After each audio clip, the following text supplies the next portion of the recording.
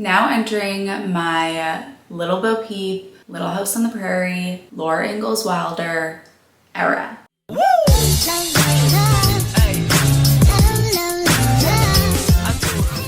Never thought I'd start off a video like this, but I do it for you. Oh, please, please stop. I know I'm brave, but it's nothing. It's nothing. Okay, I've been recording for 30 seconds and that's just 30 seconds too many of me on the internet looking like this. So you have to get yourself one of these. This is the best $10 I've ever spent. I got this on Amazon. It's heatless curls. I go to bed at night looking like Little Bo Peep and you wake up looking like Heidi Klum. Get you a woman that can do both. I will link it below. All of my favorites are linked on Amazon. And all I do is I wrap my hair around this baby, around this puppy. Okay, pause. I'm so sorry that you had to see that. Anybody who's like me, I'm sure that open cabinet was bothering. All right, then all you do is take this puppy out. This thing is unbelievable. It takes 3 minutes to put your hair in it at nighttime. No heat. You do it on dry hair. Easy breezy beautiful. Amazon. Ask me about my new mug. Thank you for asking me about my new mug. It's from the dollar store and I'm obsessed with it. And that's that on that. Let me show you my outfit. I also never introduced myself. As far as you know, I'm Laura Ingalls Wilder. But hey, I'm Healthy Emmie. I'm a nutritionist, the creator of the Slim on Starch program, where you work with me as well as a mindset coach and a nutrition coach to release weight on a plant-based diet. If you want to do that, click the link in the down bar. To who it may concern, I would like to be buried in these pants. This is the brand Maeve. I am a sucker for high-waisted front pockets. Forget about it. Anything high-waisted with front pockets, I'm the spokeswoman for. So these are corduroy. They're from the brand Maeve. You can get Maeve at Anthropology. You can also get them online. The fit is just so perfect. They're so snuggly. One of the only colors you really see me wearing is green, either a sage green or an army green, because of my eyes. You can't really see on camera, but I love these pants. I love them. I wish I had them in every color. This is from Zara. I got this a few years ago. Who's ready for some breakfast? So for my first meal of the day, because it's winter in Boston, nothing sounds better than oatmeal, right? Remember that I do not subscribe to the belief that you have to call this breakfast and the next meal has to be lunch. So you'll notice I called it meal number 1 because you can eat any type of food at any type of day. So I'm going to be having oats, and I prefer the quick oats from Whole Foods are amazing. Truly, I'll eat any type of oat, but I love the organic quick oats from Whole Foods. I often get asked what type of oat is best. The most nutritious oat is going to be the whole groat, and then steel cut, rolled oats, and then quick oats actually at the bottom for the least nutritious. However, I do think it's important to eat the ones that you like the most that you are going to eat for the rest of your life. So I am eating the organic quick oats from Whole Foods. So sometimes I do a half a cup, sometimes I do a cup, depending on how hungry I am.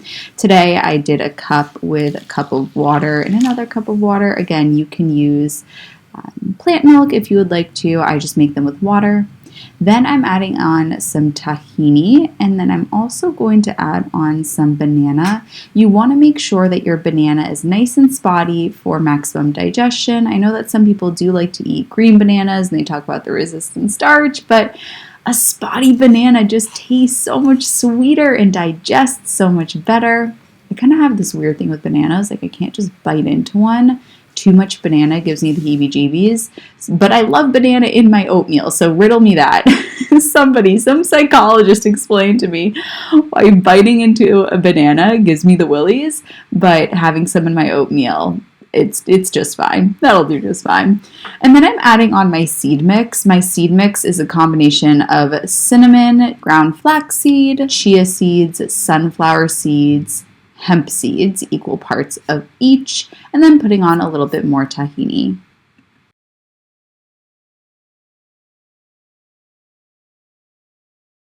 So earlier this year, I uploaded my minimalist house tour. If you haven't seen it on my channel, watch this video first, then you can watch that one. In 2020, I built a house, and it was my dream. It was everything I wanted, light, bright, and white, gorgeous. So that was my house, lived alone, mine all mine. I started dating my boyfriend in 2019, and by the year 2023, we were ready to move in together. And I brought up the suggestion of moving into my house because I loved my house, but we also wanted to consider that we were in our late 20s, no kids. Why not enjoy life in the city?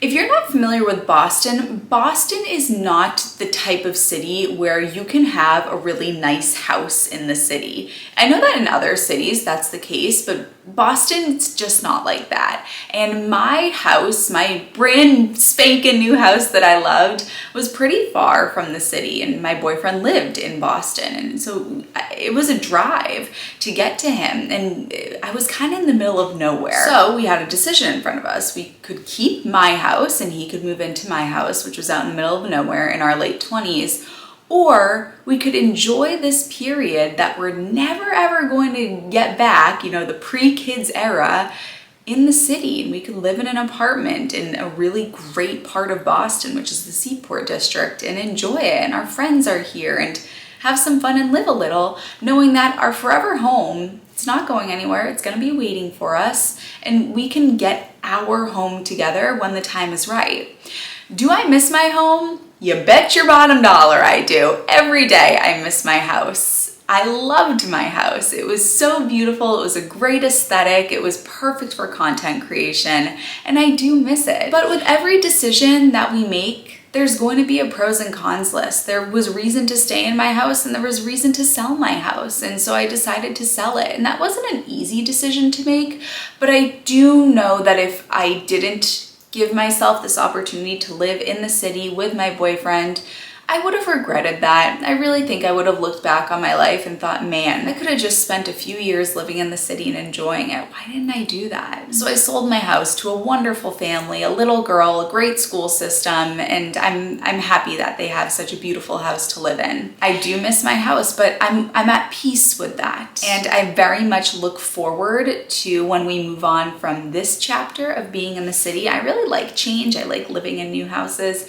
and I'm very much looking forward already to what our next home is going to look like when we purchase a home. We were thinking about purchasing a condo last year. When I was selling my house, we thought about maybe we'll buy a condo in the city. And we ultimately decided against that because that is not the easiest property to sell. My house sold like a hotcake because it was a beautiful home in a school system, whereas condos in the city don't fly off the market as quickly. So that was more of a, not so sure about that investment. So we decided to rent. I was getting a lot of questions about that. Before we get to move on with the rest of the day, it is imperative that we supplement with our vitamin B12.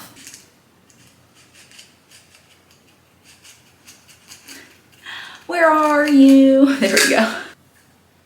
If you are eating a plant-based diet, supplementing with vitamin B12 is absolutely essential. You're not going to get it from your diet. All the B12s that I was looking for on the market were disgusting, and so I decided that I had to create one myself. So I created one that was clean, no sugar, no oil, no GMOs, no gross stuff, because most of the ones that I was finding on the interwebs and even at places like Trader Joe's or Whole Foods, they had gunk in them. They were made with the cheap synthetic form of B12. It was no good. So this is the cleanest B12. It is linked in the down bar. You can also subscribe and save so that it's delivered to your door every month. You don't have to worry about it. You click that button once and you're covered. If you don't get adequate B12, if you are B12 deficient, then you struggle with things like fatigue, low energy, memory loss, anemia. You don't want to mess around with being B12 deficient. There are neurological impacts of that, so make sure you supplement. So it's midweek right now, but on Saturday, we are going to be heading to Healthy Parents. Hello. You guys are coming for lunch on Saturday? Yes. Okay. Any requests? I mean, it's your birthday. Well, no, but I'll eat anything I make. Do you want to check with Slim and see what might tickle your fancy? Maybe wraps? We can do that. Okay. That would work for you? That would work for, let me ask Bear. Yeah, Bear said it'll work for him. All right, cool. All right, and what time are we seeing you Saturday? Noon. All right. All right. See All you right. Catterday. Bye. On Catterday, we are headed to Healthy Parents' house. Healthy Dad. We're going to celebrate his birthday. So do you want to come along? Let me know in the comments and I will bring you on the vlog and we can celebrate together. So I'm working right now. I'm about to film a reel for my lunch routine as a busy business owner. I think I'm gonna do half up, half down for that reel. My hair. That's totally irrelevant to this conversation. But let's go make my lunch. And by the way, I use the terms, I usually don't call things breakfast, lunch, and dinner. Oops, I hit my tripod. Sorry, I didn't mean to kick you. Now, I use the term breakfast, lunch, dinner very lightly. I usually use it to sort of bring in a more traditional audience when it comes to our views on food, but my true beliefs about breakfast, lunch, dinner, snacks are that there is no such thing as breakfast or lunch or dinner type food, and there's no such thing as your breakfast meal, your lunch meal, your dinner meal. I believe that you can eat, if you want to eat 4 meals a day, if you want to eat 5 meals a day, different strokes for different folks, and you don't need to stay inside of this box of at 12 p.m. I have to have my meal, that is my lunch meal, and that is that. And I can't eat at 3 p.m. if I get hungry because lunchtime is over and I have to wait until dinner time. And if it's not dinner time and it's not lunchtime, then what I have to eat must constitute as a snack. That's gonna keep you trapped inside of this destructive, rigid, regimented relationship with food that almost always will end in overeating, because if we don't eat when we're hungry, then we won't stop when we are full. And it's absolutely imperative that you honor your body's hunger and fullness cues. You'll see, I'll eat again a little bit later this afternoon. I'll probably eat something around 3 o'clock to make sure that when I eat later tonight, it's not that I'm in this big overeating fest and then I go to bed with a super full stomach and I feel gross when I wake up in the morning. We're better off having that meal at 3 p.m. if you get hungry at 3 p.m. So please don't get lost inside of the breakfast, lunch, dinner mentality and open yourself up to the idea of eating throughout the day. If your body sends you a hunger cue and you truly need fuel, then go ahead and eat. That being said, let's go make some lunch. So we are starting out with one of my favorite breads. This is from a local company called Neshoba Brook Bakery. I get it at Whole Foods. This is local to Boston, but you could use any French bread that you find or any bread that doesn't have oil added. You could use a sourdough. I just love French bread. So I toasted this, and then on top of it, I'm adding kava hummus. I love kava hummus because they do not add oil to their traditional hummus. Now they do add oil to the other flavors, so you'll want to make sure that you get the traditional. Unfortunately, we can't find Good Neighbor hummus, and I tried to call them, I tried to email them, it is crickets over there. So unfortunately, I think that they discontinued their no oil hummus. So somebody please make some no oil hummus for us, please, I'm begging you. I can't find any of the others in the Boston area. So I know people use Oasis or Roots, but unfortunately, those are not available here in the Boston area. So Good Neighbor, please start making your hummus again. Then I'm taking some Hawaiian sweet potatoes. I get these online, hawaiivegiefarm.com. You can use the discount code Emmie5 and you get these sent straight to your door. So I'm putting these on the sandwich as well. Then I'm taking some bell peppers that I chopped up, and these are raw, and just lining them on the other side of the sandwich. Then I'm going to top this with a big handful of spring mixed, some mixed greens, put on a little bit of mustard, and call it a day with the sandwich.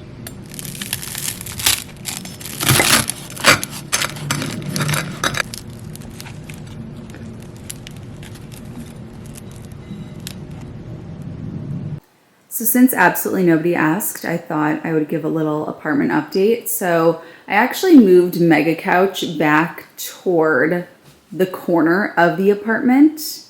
I have my huge mirror, my plant, the basket's on the ground because I was vacuuming. And now we have lots of open space here between the kitchen and the sort of living room, if you will. This wall I'm going to be putting a print on, as I talked about in a previous video, but I'm actually thinking that what I want to do right here is put one of those freestanding kitchen islands, because let's look at this lighting wise. See, in my future house, we absolutely will not buy it unless it has perfect lighting in the kitchen. The lighting here, imagine if I could do some kitchen-esque videos with a kitchen island right here. How would that look? I'd move the trash bins, but if there was a kitchen island here, I don't know, we'll see. Okay, so I just edited the reel and I want to talk through a little bit something very important. So let's watch the reel together. My lunch routine as a busy health and wellness business owner living in Boston. This routine only takes about 20 minutes, but has a profound impact on my overall wellness. I start work at 6 a.m., so by the time lunch rolls around, I've been working for about 6 hours straight and my body is in need of disconnecting, grounding itself, refueling, and recharging before the second half of the day. While preparing my meal, I choose to fully disconnect from all outside noise and be completely present as I build the meal. Listening to the sounds, smelling the aromas, and appreciating the colors of the ingredients actually physiologically prepares the body for smooth digestion, increased satisfaction, and minimal bloating. Before eating, I take 1 minute to meditate so that my body can move into the rest and digest state. After eating, I wash and put away my plate, tidy up the kitchen, declare mealtime over, and head into the second half of my day with energy, clarity, and focus. Okay, so I talk a little bit about meditation in this reel, and I really wanted to make a point clear, which was I'm very busy. I have a very full schedule, and this isn't a busy competition. You watching this video, you're busy. Everybody's busy. And when I first learned about meditation, I thought to myself, please, meditation. You want me to put some flowers in my hair and go dance around a field as well? I'm a very practical gal. I used to be a math teacher. I very much operate in a sense of reality, and to my detriment, I sort of poo-pooed meditation, like, oh, meditation, please. Yeah, I'm gonna meditate. You want me to take a bubble bath? Like, come on. That was not serving me. What kind of an attitude was that, Emmie? I think really what it was I was a little bit intimidated by meditation. I'm a major perfectionist, and I felt that I wasn't able to do meditation right or perfectly, and so I said, no, I'm just not gonna do it. Then my mom handed me a book, and I didn't read the book. You know, sometimes you see the cover of a book and you say, okay, I get it. The book was called Just Sit. And the light bulb went off for me that meditation, it's called a practice for a reason. It need not be done perfectly. There's no such thing as perfect meditation. Meditation is what it is. It is not good or bad. It is. It's not perfect. It's not something that you need to perfect. It's a practice that you continually do and go on, and it's a journey. And I started to meditate. And I am now at, let's pull up my insight timer and see, 404 consecutive days of meditation. I meditate before every meal. It's a non-negotiable for me. Meditation gets you into the rest and digest state, the parasympathetic nervous system. Many of my clients that I work with in the Slim on Starch program, they come with a real struggle around impulsive eating and mindless eating and munching or emotional eating. And they say, I can Monday morning quarterback it. I'm aware of it after the fact, but I'm not aware of it before. I don't slow down, I don't pause. And I'll ask them, do you have any sort of meditation practice before eating? And they'll say, of course not. Come on, I'm busy. But here's the reality. If you don't have 1 minute to meditate before your meals, come on, be honest with yourself. You're watching this video, you have time to watch this video, you could be meditating. They say if we don't have 5 minutes to meditate, then we need to meditate for 10. And that's why in this reel, I said, I'm a very busy gal, but how many minutes are there in a day? I can take 3 or 4 of them to meditate. There are 24 hours in a day. There's 1,440 minutes in a day. I can use 4 of them to meditate, which accounts for 0.2% of my day. I understand that you watching this video are busy, but you are watching this video, so you could meditate. If you have time to watch this video, you have time to meditate. And I'm gonna shoot you straight on this one. You're not too busy to meditate for 1 minute. Somebody had to tell ya, and I'll be that person. I need to change my battery pack. Give me a second. I know that this is gonna frustrate some people that I'm saying this, that you don't tell me you don't have time to meditate. I can picture somebody's gonna write a comment and say, I am so busy, I have kids, I work, I don't have time to meditate. Well, you had time to write that comment. Writing that comment will take a minute. You could have meditated in that minute. And I understand that we are, at work when we eat. Listen, I used to be a teacher and I would eat in a classroom, and I had classroom duty while I was doing lunch.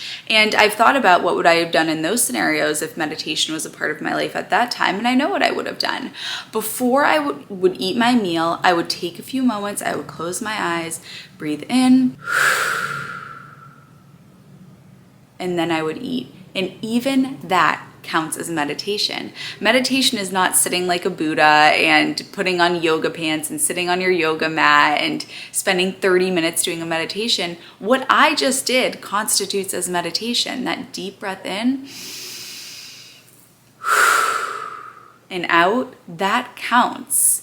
So open yourself up to the idea of doing this. And for my clients that struggle with emotional eating, it is absolutely imperative. It's crucial that we get this meditation practice into being a regular part of their world, because when they're engaging in the overeating, they're not taking time to slow down and think and pause before they eat.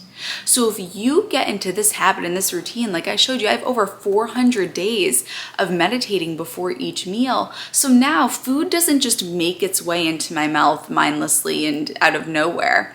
I think before something goes into my mouth. I pause, I get myself into the rest and digest, the parasympathetic state, and I'm able to evaluate, does my body need fuel right now? Is this going to serve me to eat this food? And I encourage you to adopt meditation practice so that you can have that too. So my daily meditation practice is so straightforward and simple. I meditate for a minute before each meal, and I use the free app called Insight Timer. Insight Timer, please sponsor me. I mean, come on. What charade are we flirting? We're flirting. Come on, just slide into my DMs. It'll be great. I talked a little bit earlier about 3 p.m. meal and how I am here to support you in your 3 p.m. meal endeavors. If you get hungry around 3 p.m., honey, you go for it. Let's have a mini meal.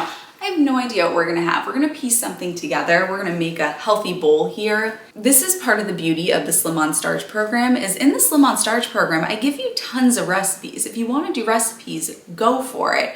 But also something that you learn in the Slim on Starch program is how to build meals that satisfy you, that don't even follow a recipe. They just follow a plate builder. We call these KISS meals, keep it simple, sweetie meals. And also we identify in the Slim on Starch program, one of your modules is about satisfaction factors. And so if you know what your satisfaction factors are, you're able to build a bowl that truly satisfies you, a plate that truly satisfies you, that doesn't even follow a recipe. So it's great. You don't have to say, oh no, I'm missing coriander and I need half a clove of garlic. You don't have to worry about that when you have this key skill in place. And if you don't have that ability to just build something from ingredients, if you really do need recipes to follow, but you love the idea of a nice satisfying bowl, definitely get a copy of my Healthy Bowls cookbooks. Chef's kiss. The bowls in there, forget about it. I love that cookbook because it's split into 2 categories. There are the benefit bowls and then there are the taste bowls. So when you want a certain taste, you want a Thanksgiving bowl, you want an Asian bowl, you want the lentil taco bowl. When you want a certain oomph, you get it? But then also with the benefit bowls, there's the libido booster bowl, there's the clear skin bowl, there's the glowing skin bowl, there's the anti-insomnia bowl. There's really great benefit bowls for if you're looking for certain benefits for your food to be your medicine. My cleaning ladies actually just came, and I want to keep the counter looking beautiful and clean, so I'm gonna put this down. All right, what the heck do we have in this fridge? All right, so we're doing mixed greens, sweet potatoes, some roasted red peppers. Let's do some avocado. Edamame. Then I'm gonna drizzle some tahini.